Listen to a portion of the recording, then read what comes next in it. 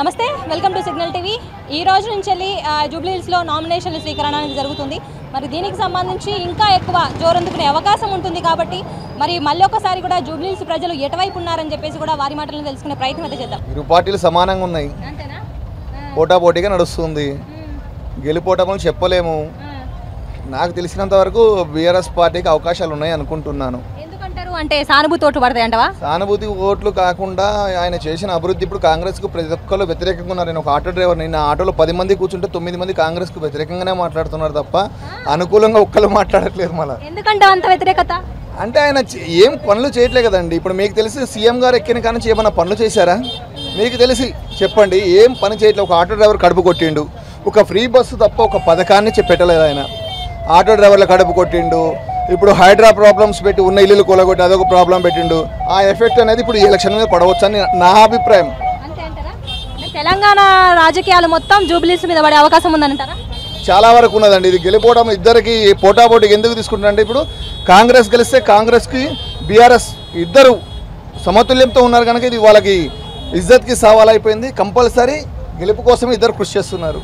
Local non local అని చెప్పేసి కూడా కొంత ఒక మాట నడుస్తుంది గోపీనాథ్ గారు లోకల్ నాన్ లోకల్ అనే విషయం కాదండి లోకల్ నాన్ లోకల్ కాదు ఇక్కడ ఉన్న వాళ్ళు ఏం చేస్తున్నారు బీఆర్ఎస్ పార్టీ నుండి కేసీఆర్ను చూసి ఓట్లేస్తారు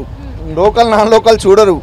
ఇక్కడ ఉన్న వాళ్ళంతా కేసీఆర్ను చూసి ఓట్లేసే వాళ్ళు తప్ప లోకల్ నాన్ లోకల్ చూడరు నవీన్ యాదవ్ గారు లోకలే ఇంతకుముందు పోటీ చేశారు ఆయన కూడా ముందంజలో ఉన్నారు యూత్లో మంచి ఫాలోయింగ్ ఉంది నవీన్ యాదవ్కి అంటే ఇప్పుడు ఇక్కడ ఉన్న వాళ్ళు పార్టీని చూసి ఓటేస్తారా మనిషిని చూసి ఓటేస్తారా అనుకుంటున్నారా నాకు తెలిసినంత వరకు ఉన్న పబ్లిక్ పార్టీని చూసి ఓటేసే వాళ్ళు ఉన్నారండి మనిషిని కూడా ఫాలో అవుతున్నారు నవీన్ యాదవ్ని చూసి ఓట్లేసే వాళ్ళు చాలా మంది ఉన్నారు పార్టీ కాకుండా ఆయన వ్యక్తిగతంగా ఆయనకు ఓట్లు పడతాయి కన్ఫర్మ్ థ్యాంక్ యూ జనాలు పిచ్చి జనాలు వస్తారు ఇట్లా పిచ్చి జనాలు మా దగ్గర 200 300 మాకు వేలో దబ్బుతారు ఎమ్మెల్యేలు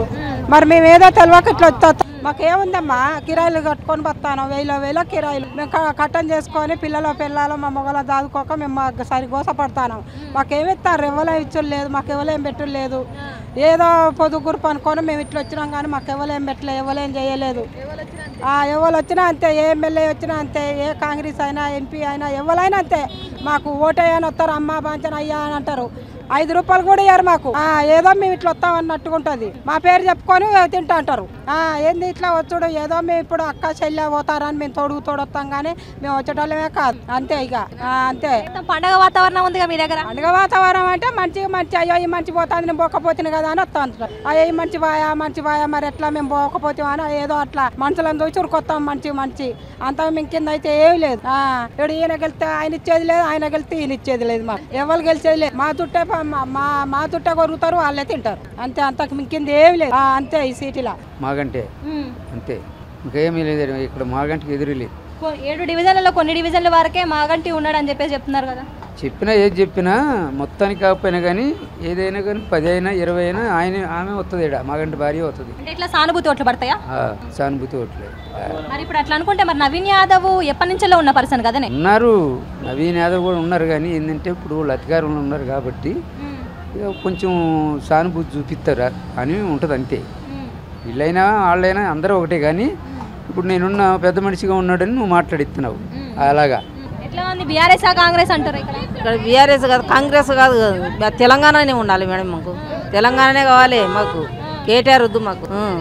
ఎందుకంటే మాకు ఏం చేయించలేడు ఇప్పుడు గెలిచిన ఆయన మాకు ఓటాకు ఉంది అన్ని ఉండవు ఏం మంచివాడు మాకు ఇల్లు లేదు చిలక లేదు ఇట్లా అడలోనికి వచ్చి బతున్నాం మేము మాకు ఏం చేసలేడు ఆయన గ్యాస్ పెంచుతాని గ్యాస్ పెంచని మా అదే రేటు ఉంది ఏది ఏం చేయండు ఆయన ఏం చక్కగా చేసిండు మాకు ఏది చేయలేదు మాకేది నాయన చేయలే మహిళా సంఘంలో పైసలు ఇస్తారు 2500 అని అవి ఇయ్యకనేక ఉండం మేడం బతుకమ్మ చీరలు వచ్చినాయి మరి రాలేదు మేడం ఏ సీరియల్ రాలే మాకు ఇప్పటి వరకు మాకు ఏది రాలే ఈయన దిక్కు నుంచి నేను గెలిచిన కాంచి అప్పుడు వచ్చినాయి ఆయన ఉన్నప్పుడు బతుకమ్మ చీరలు వచ్చినాయి ఇప్పుడు బతుకమ్మ చీరలు నన్ను పెట్టినా బతుకమ్మ చీరలు రాలేదు మాకు उसको तो समझ में नहीं आ रहा अम्मा टीआरएस वक्त में तो अच्छा था कारोबार अब इसमें तो कुछ भी समझ में आ रहा नहीं कुछ भी नहीं अब क्या करना क्या सो अब ये तेरा मेरे में चल रहा मसला कारोबार तो कुछ भी है नहीं क्या अब है तो भी है वो कुछ भी नहीं चल रहा सब उठा दो बस खत्म आया है बंद चालू चल रहा केसीआर के टाइम पे क्या गवर्नमेंट का स्कीम्स आए करते कुछ भी नहीं आया सो बोल रहे बनो कुछ आ रहा ना जा रहा, ये देते बोले वो देते बोले वो करते बोले ये करते बोले। परसों वो मशीना थोड़े बहुत बांटे करते बस खत्म, वो भी मशीना मिले नहीं। पहले दालेस वाले नहीं मिले, नए नए दालेस वालों को मिल गए। कोई फैसिलिटीज नहीं है तो करना क्या? इलेक्शन चल रहा है ना, आपका टीआरएस से तो अच्छा ही था समझो जरा, बस टीआरएस వద్దు ఎందుకు దేనికి ఫ్రీ బస్ దేనికి మేము బస్సులో కాపలాలు చేస్తాం ఇల్లు కొన్న ఫ్రీ బస్సులు పెట్టారు మాకు ఎందుకు దేనికి 50 రూపాయలు నువ్వు 10 రూపాయలు తీసుకో 30 రూపాయలు నీకు మిగిలిపోతాయి కదా మాకు నువ్వు 10 రూపాయలే తీసుకో 50 రూపాయలు 10 రూపాయలు ఫ్రీ బస్ ఎందుకు మాకు ఎందుకు కిలోలు తీసుకుంటుంటే మాకు రేట్లు పెరుగుతున్నాయి దానికి ఒక 10 రూపాయలు మాకు తగ్గించు కాదు ఎటైనా పోవడానికి పోయినప్పుడు 20 రూపాయలు ఛార్జీ పోవా ఎక్కడికైనా పోతాం ఇల్లు ఇస్తే మంచిది కదా మాకు ఫ్రీ బస్ ఎందుకు బస్సులో కాపలాలు చేయం కదా మాకు రావట్లేదు ఎన్నో 40 సంవత్సరాలు నా ఎంటికలు నడిచిపోయి నా పళ్ళు కూడా ఊడిపోయి ఏం రాలేదు ఇల్లు 5 సేలు 3 సేలు ఎవరికి దోసిన వాళ్ళు దెంగారు పోయారు మా కాడ ఇల్లు ఇప్పిస్తావా ఇప్పిస్తామని అయ్యేందుకు 2500 వస్తాయిలే ఎన్ని సంవత్సరాల నుంచి వస్తాయి మొగుడు చచ్చిపోయాడు కాదు కాంగ్రెస్ వచ్చిన తర్వాత 2500 చచ్చిపోయిన వాళ్ళకి పెన్షన్ కాదు 2500 ఇస్తానది కదా మాకు ఇవ్వలేదు అసలు రూపాయి కూడా ఇవ్వలేదు ఇస్తారన్నాడా అన్ని రాసుకున్నాడా ఒక్క రూపాయి కూడా ఇవ్వలేదు ఏమీ లేదు మాకు ఏం చేయలేదమ్మా గ్యాస్ లేదు బియ్యం రామారావు గారి అయ్యే బియ్యం ఇస్తున్నాడు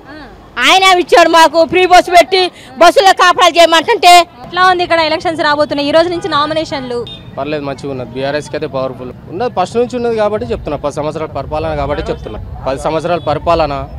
బీఆర్ఎస్ మాకు మంచిగా చేసింది కాంగ్రెస్ వచ్చినాక మాకు ఏది లేదు ఎక్కడ మాది ఇక్కడే మీకు మాగంటి గోపీనాథ్ గారు ఉన్నప్పుడు ఎట్లా ఉండే ఏమేమి జరిగినాయి మీకు మంచిగా ప్రతి పనికి ఏ పనికైనా కానీ ఫోన్ చేసినా వచ్చి కనుక్కొని అన్ని చేసేవాళ్ళు ఇప్పుడు మాత్రం ఏది లేదు అంతా సున్నా అట్లనే ఇప్పుడు ఇక్కడ కాంగ్రెస్ నుంచి వెళ్ళి కూడా ఎప్పటి నుంచో ఉన్న పర్సన్ లోకల్ అని చెప్పేసి చెప్తున్నారు నవీన్ యాదవ్ పేరు కూడా వినబడుతుంది వస్తుండో చెప్పలేము దానికే చెప్పలేము మనం ఓటింగ్ బట్టి దానికి మనం ఆయన ఈయన అని చెప్పలేము కానీ బీఆర్ఎస్కే ఓపు ఉన్నది మాకైతే దీని మంచి ఏం చెప్పలేము మరి ఇక్కడ ఎలక్షన్స్ ఉన్నాయి బాగా జోరుగా సాగుతుంది మొత్తం కాంగ్రెస్ ఉందా బీఆర్ఎస్ ఉంది ఇక్కడ ఏంటండి ఇక్కడ కాంగ్రెస్ ఉందా బీఆర్ఎస్ కాంగ్రెస్ ఉంది కాంగ్రెస్ నుంచి ఏమైనా సంక్షేమ పథకాలు అందుతున్నాయా బీఆర్ఎస్ ఉన్నప్పుడే బాగుంది కాంగ్రెస్ కంటే ఎవరు వస్తారు ఎవరు వచ్చే అవకాశం ఉంది అదైతే తెలియదండి నాకు నమ్మకం లేదు రావడం అంటే వస్తే ఏమో తెలియదు నమ్మకం లేదు మాకు 2000 అమ్మా లేదు ఇంకా అమ్మ చూడాలి ఇక మా కేసీఆర్ వస్తారమ్మా అంతే మాకు 2000 పింఛన్ వస్తుంది మాకు భోజనం పెడతారు నెలకు బియ్యం వస్తాయి మాకు ఇల్లు లేకుంటే ఇల్లు ఇచ్చిర్రు మా నెలకు బియ్యం వస్తాయమ్మా మా పిల్లల పెళ్ళి మా అన్న పైసలు అడిగితే ఇయ్యలేదు మా సారే ఇచ్చిండు నాకమ్మా కేసీఆర్ సారే వస్తారు ఏం పేరు ఎవరితో తెలియదే కదా కొంతమంది అటు అంటున్నారు కొంతమంది ఇటు అంటున్నారు అప్పుడే మంచిగా కేసీఆర్ ఉన్నప్పుడు ఇప్పుడేమంతలేదు ఎందుకు ఎందుకంటే ప్రాబ్లాలు ఏముంటాయి ఏమి రావట్లే పెన్షన్ తప్ప ఏమి రావట్లే 2016 రూపాయలు బాగా చేశాడు కదా పెన్షన్ వస్తుందా 4000 2000 కేసీఆర్ 4000 ఇస్తలే 4000 వేస్తున్నాడు 2000 2 సంవత్సరాలు అయిపోయి ఆడు డిపాజిట్లు కూడా రావు ఇవ్వాలి కేసీఆర్ గెలిచేస్తాడు చచ్చిపోయిన ఆయన బాగా చేశాడు కదా మా ఏరియా గోపీనాథ్ ఎక్కడ కృష్ణానగర్ గోపీనాథ్ గారు ఉన్నప్పుడు మంచి జరిగిందా ఎట్లా ఉంది కాంగ్రెస్ పరిపాలన చేసినట్టుంది ఆడి ఎన్నో చెప్పాడు 2 కూడా చేయలే చేస్తే ఏమయ్యా ఏదైనా వెళ్ళిపోయింది గోపీనాథ్ సందేహం ఎలా ఉంది కేసీఆర్ కావాలా రేవంత్ రెడ్డి కేసీఆర్ కావాలి మాకు ఎందుకంటే ఆయన మమ్మల్ని సాయం చేసిండు కదా మంచిగా చూసిండు మాకు చిన్నప్పుడు సదే మాకు మంచిగా చూసిండు ఆయన ఎంత వస్తుంది పెన్షన్ వస్తుందా వస్తలేదు ఒక్క పైసా వస్తలేదు ఏం చేయాలి వచ్చిన మిట్టాన్ని అవుతుందేమో అని కాంగ్రెస్ గెలుస్తుందా కేసీఆర్ గెలుస్తాడా సో ఇప్పటివరకు ప్రజలైతే వ్యక్తిగతంగాను లేకపోతే పార్టీని చూసి కూడా సగం ఓట్లు వేస్తామని చెప్పేసి చెప్తున్న పరిస్థితి నవీన్ యాదవ్కి అయితే వ్యక్తిగతంగా చూసి ఓట్లు పడతాయి అలాగే బీఆర్ఎస్కి అయితే పార్టీని ఓట్లు పడతాయని చెప్పేసి కూడా ఇక్కడ ఉన్న స్థానికులు అయితే చెప్తున్న పరిస్థితి కెమెరా పర్సన్ మహేష్తో Sailaja signal TV Jubilee hills.